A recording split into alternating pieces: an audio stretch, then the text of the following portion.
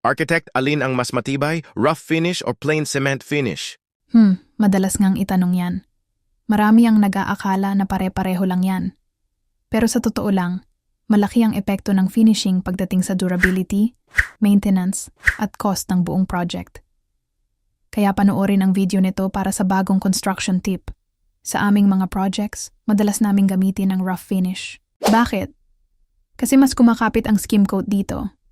Dahil mas magaspang ang texture, kaya mas kumakapit ang skim coat, mas maganda ang kapit, mas matagal ang tibay.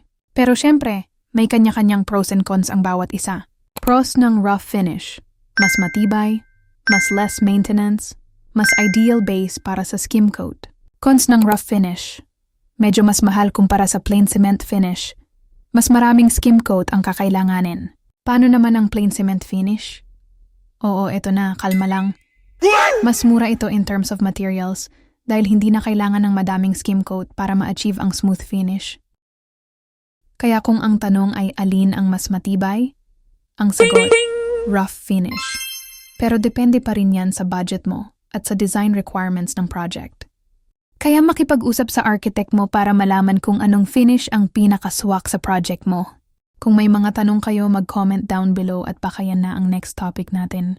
And don't forget to follow us on FB, TikTok at mag-subscribe sa aming YouTube channel.